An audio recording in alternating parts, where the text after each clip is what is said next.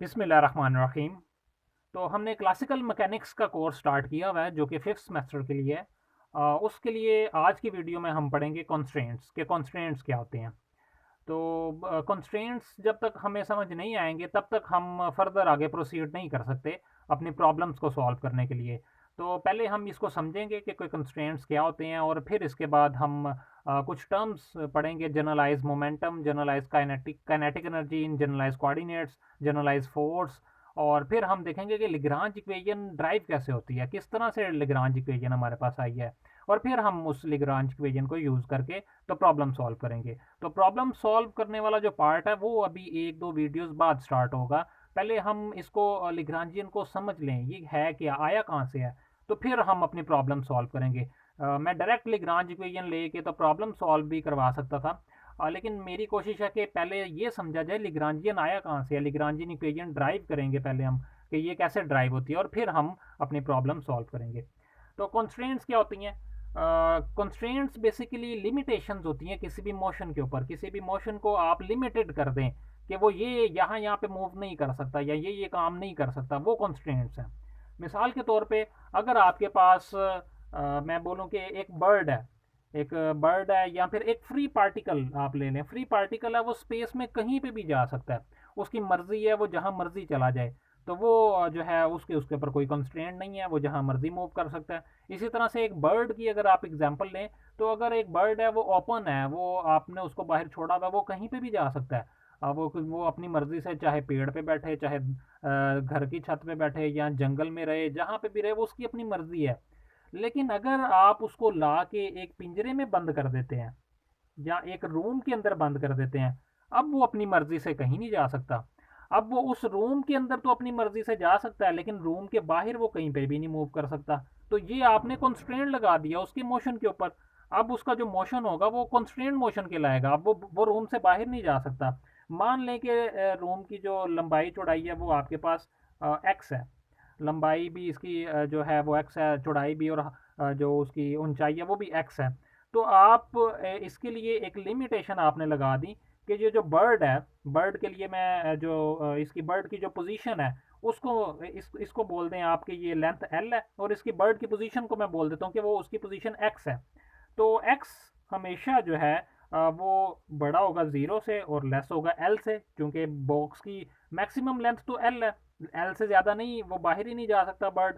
तो x axis के लिए उसकी आपने ये लिमिटेशन लगा दी। अब इसी तरह से अगर वाई एक्सिस के लिए आप बोलें तो वाई एक्सिस में भी रूम की लेंथ एल है, तो उसमें भी जो हमारे पास बर्ड है उसका वाई कोऑर्डिनेट जो है वो भी ज़ीरो से एल के दरमियान में हो सकता है, इससे ज़्यादा नहीं हो सकता, ना इससे कम हो सकता है। तो इसी तरह से उसका जो जी एक्सिस आप जो जी कोऑर्डिनेट है वो भी आप लिखेंगे। तो ये कुछ इस फॉर्म में आपने उसके ऊपर कंडीशंस लगा दी कि वो बर्ड जो है वो इस रूम में होगा, और उसका एक्स कोऑर्डिनेट इसके दरमियान में हो सकता है, वाई कोऑर्डिनेट इसके दरमियान में हो सकता है, जी कोऑर्डिनेट इसके दरमियान में हो सकता है। तो ये जो आपने लिमिटेशंस लगाई ये इसको बोलते हैं कंस्ट्रेंट्स। तो और ऐसे मोशन को बोलेंगे कंस्ट्रेंट मोशन।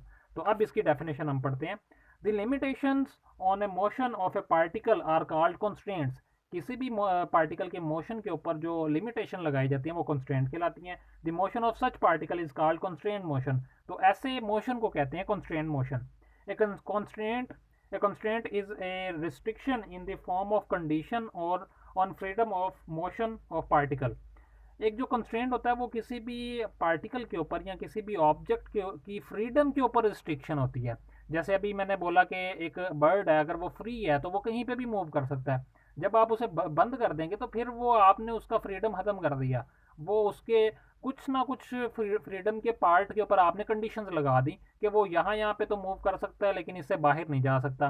इसी तरह से अगर एक मालिक्यूल है कोई भी कंटेनर में बंद है तो वो कंटेनर से बाहर नहीं जा सकता, कंटेनर के अंदर रहेगा।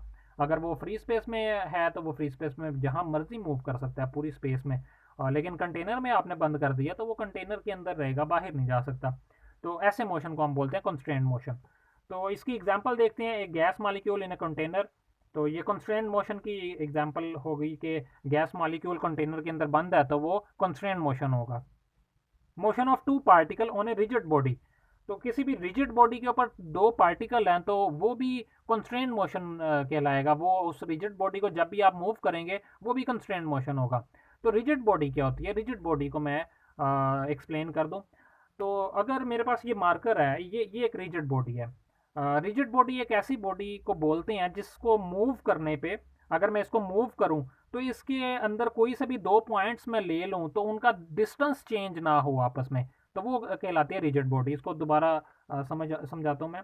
अगर मैं इसकी कैप उतार दूं, तो कैप को भी मैं बताऊंगा कि कैप को क्यों मैंने उतारा इसकी। अगर मैं यहाँ पे एक पॉइंट ले लूँ और एक पॉइंट यहाँ पे ले लूँ, ये दो पॉइंट्स मैंने ले लिए इस रेड मार्कर के ऊपर। होपफुली आपको ये नज़र आ रहे होंगे। अब मैं इसको मूव करवाऊँ जहाँ मर्जी, जैसे मर्जी, अब इसको मैं मूव करवाऊँ। मूव करवाने के बाद भी इन दोनों के दरमियान में डिस्टेंस सेम रहेगा जो मोशन से पहले था। तो ऐसी बॉडी जब जिसके किसी भी दो पॉइंट्स के दरमियान में डिस्टेंस चेंज ना हो मूव करवाने के बाद भी, तो वो बॉडी कहलाती है रिजिड बॉडी।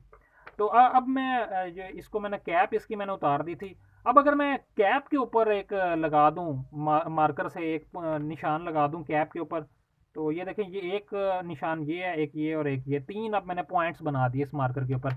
अब मूव करवाते करवाते अगर ये कैप उतर जाता है तो देखिए डिस्टेंस तो चेंज हो गया पॉइंट्स के दरमियान में, तो ऐसी बॉडी रिजिड नहीं कहलाएगी। अगर ये सिंपल एक मार्कर, अगर इसी की बात की जाए तो ये एक रिजिड बॉडी है। ऐसी बॉडी जिसको मूव करवाने पे उसके दरमियान में जो पार्टिकल्स के दरमियान में डिस्टेंस चेंज ना हो, तो वो कहलाती है रिजिड बॉडी। तो रिजिड बॉडी उम्मीद करता हूँ आपको समझ आ गई होगी। तो ऐसी बॉडी का जो मोशन है वो भी कहलाता है कॉन्स्टेंट मोशन। देखिए कॉन्स्टेंट, इसमें कॉन्स्टेंट के क्या, कौन सी रिस्ट्रिक्शन आपने लगाई हुई है? ऐसी बॉडी की मोशन पे रिस्ट्रिक्शन ये लगी हुई है कि ये दो जो पार्टिकल हैं एक दूसरे से दूर नहीं जा सकते।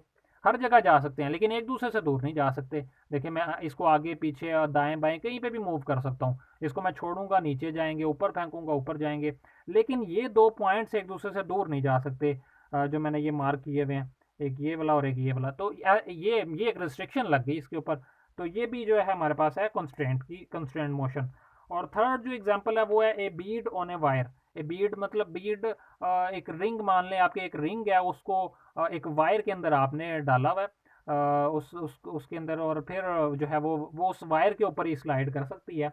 जैसे मान लें कि ये मेरे पास एक वायर है और ये मेरे पास वो रिंग है। अब ये रिंग जो है वायर से बाहर नहीं आ सकती, या तो वो इस तरफ मूव कर सकती है या इस तरफ मूव कर सकती है। ये जो आपने रिस्ट्रिक्शन लगा दी कि ना तो ये ऊपर जा सकती है, मतलब दो डायमेंशन, ये अगर मैं मानूं कि ये मेरे पास एक्स एक्सिस है, तो ना तो ये वाई में जा सकती है और ना ये जी एक्सिस की तरफ जा सकती है, सिर्फ एक्स एक्सिस में मूव कर सकती है ये बीड। तो ये भी एक कंस्ट्रेंट मोशन कहलाएगा। तो ये तीन एग्जांपल हो गई। और इंशाल्लाह नेक्स्ट वीडियो में अब हम बात करेंगे कॉन्स्टेंट्स की जो टाइप्स हैं, कॉन्स्टेंट की क्लासिफिकेशन की बात करेंगे। इसकी चार टाइप्स हैं और इनको भी बड़ी डिटेल में हम पढ़ेंगे, इनकी एग्जांपल्स पढ़ेंगे। ये शॉर्ट क्वेश्चन में और एमसीक्यूज में आ जाती हैं, कोई प्रॉब्लम दे दी जाती है और फिर कहा जाता है कि जी बताएं कि इसके अंदर कौन सी टाइप की कॉन्स्टेंट लगी हुई है। तो इंशाल्लाह नेक्स्ट वीडियो में हम जो है इसकी क्लासिफिकेशन पढ़ेंगे।